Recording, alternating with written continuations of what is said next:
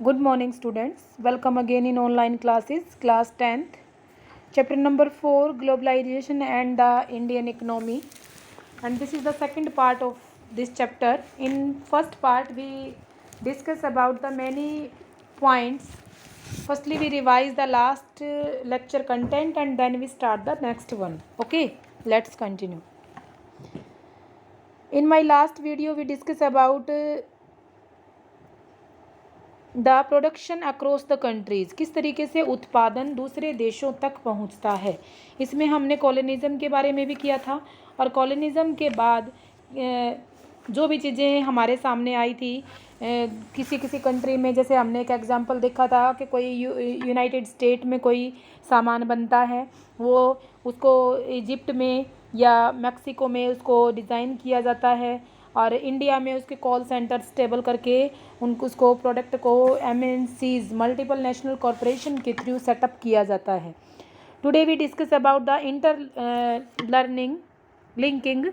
Interlinking production across countries, कैसे एक आपस में लिंक होते हैं एक प्रोडक्शन को बनाने के लिए डिफरेंट कंट्रीज़ में। In general MNCs set up production where it is the close the market. एक MNC अपना प्रोडक्शन वहाँ सेटअप करना पसंद करती है जहाँ नज़दीक मार्केट होता है। Where there is the skill and unskill labour, दोनों ही चीज़ें उन्हें ईजीली अवेलेबल हो जाए। कुछ चीज़ें हैं, पॉइंट इनको डिस्कस करते चलो बेटा, जिससे कि तुम्हें पता लगेगा कि कौन कौन से पॉइंट हमने क्वेश्चन में लिखने हैं। ठीक है, यहाँ स्किल्ड और अनस्किल्ड दोनों लेबर होनी चाहिए, मार्केट के नज़दीक होना चाहिए। MNCs की क्या पॉलिसी थी। And where the availability of the other factors of the production is assured, और अदर जो फैक्टर्स हैं जो हमें उस प्रोडक्शन को लेने के लिए वो सारे फैक्टर भी वहाँ मौजूद हों। In addition MNC might look a government policies that look after their interest. You all read about the policies later in the chapter. कौन गवर्नमेंट की पॉलिसीज़ भी उन्हें इजीली अवेलेबल हों जो वो चाहती हैं और इन सब पॉलिसीज़ के थ्रू हम अच्छे तरीके से अपनी अवेलेबिलिटी दे पाएँ, ये सब कोई भी MNCs चाहेगी।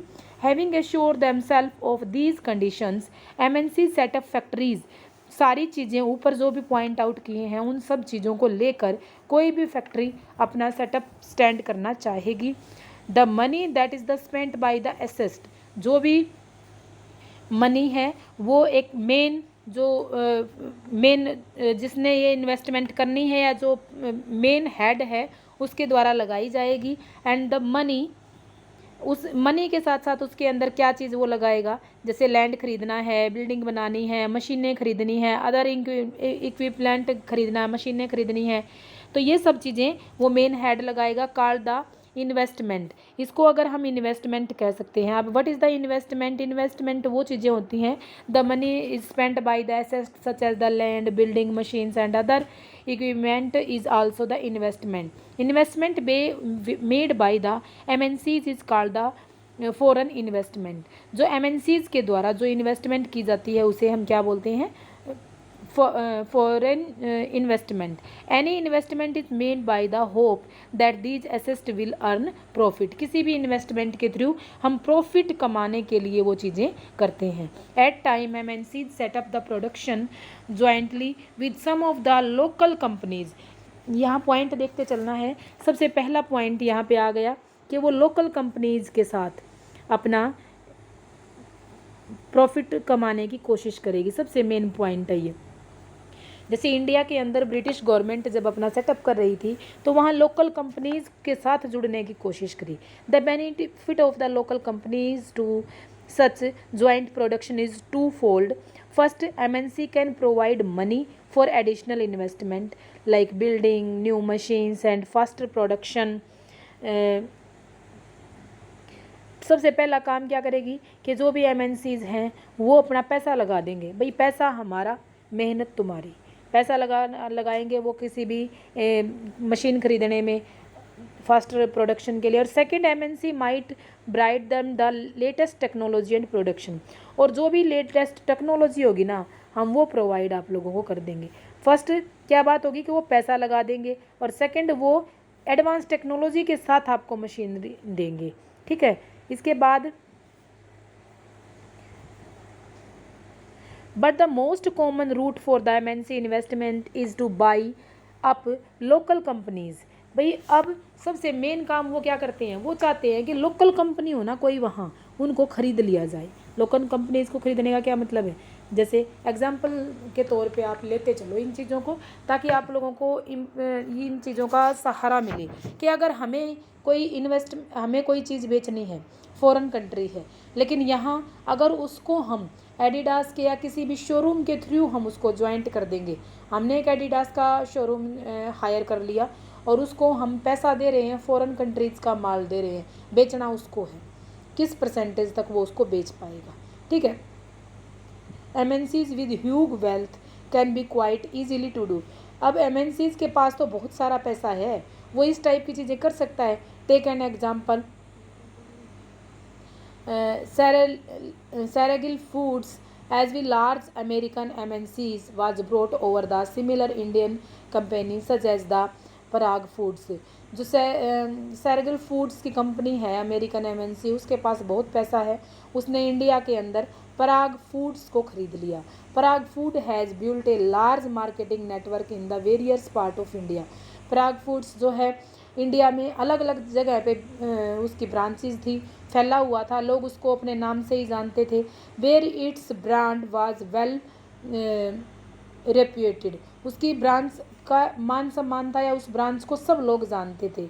Also Parag food had 4 oil refineries whose control a new shifted to Ceregal। Ceregal is now the largest producer of the edible oil in India। अब पराग फूड्स की 4 ऑयल रिफाइनरीज थी, अब उसको ट्रांसफ़र कर दिया गया सेरेगिल में।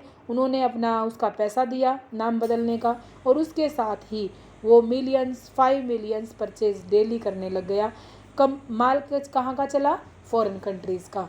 कमा कौन रहा है, इंडिया की कंपनीज़ के थ्रू कमा रहा है, और कौन कमा रहा है, फॉरेन कंट्रीज़ कमा रही है, और उसका कुछ परसेंटेज जो हिस्सा है वो इन कंपनीज़ को दे दिया जाता है।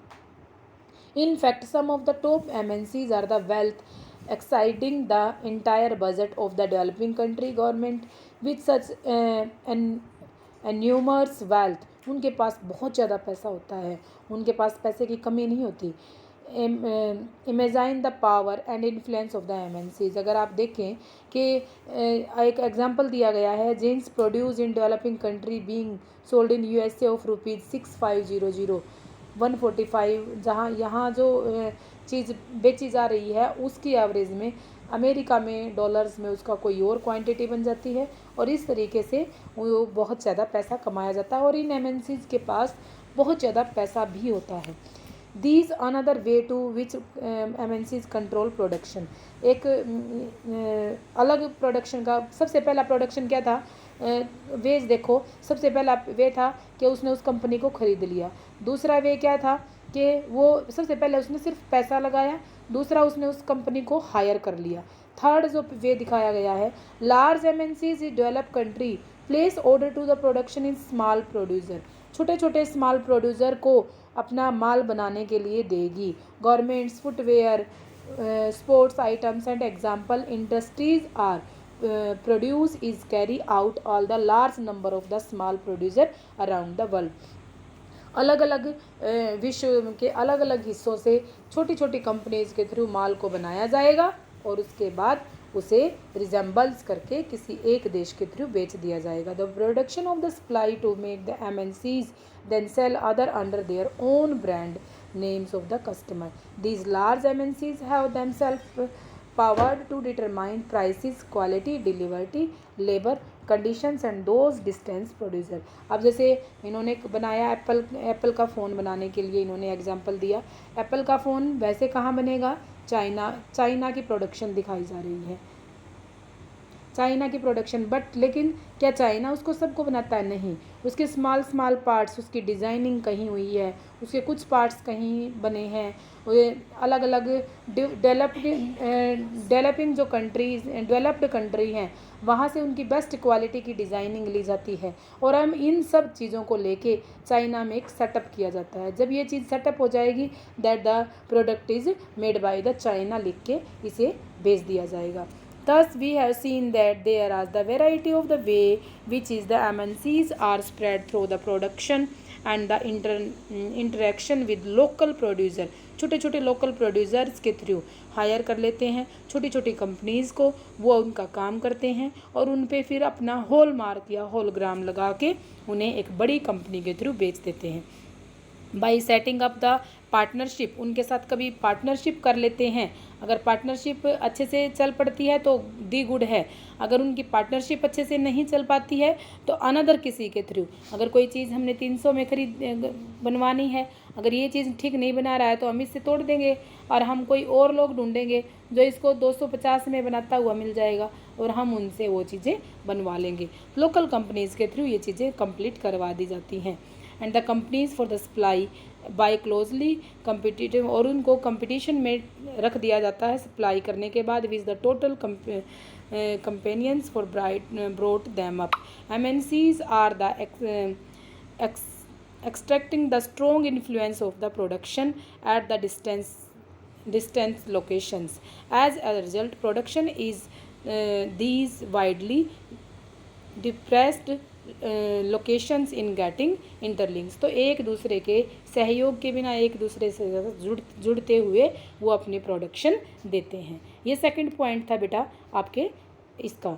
अब थर्ड जो पॉइंट आता है दैट इज़ द, एक यहाँ एग्जाम्पल दिया गया है, look at the work these out.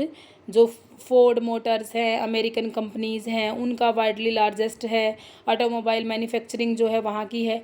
Example दिए गए हैं किस तरीके से किन किन कंपनीज़ की गाड़ियाँ कहाँ बनती हैं और किस तरीके से उनका फिर एक्सपोर्ट इंपोर्ट करके और किसी एक कंपनी के थ्रू उस गाड़ी को बेच दिया जाता है, ये देख लेना।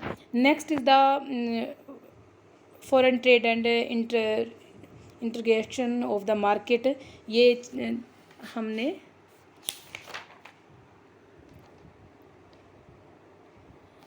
नेक्स्ट वीडियो में हम इसको करेंगे। यहाँ तक के दोनों पॉइंट आपने अच्छे से रीड कर लेने हैं। Okay, thank you, have a nice day.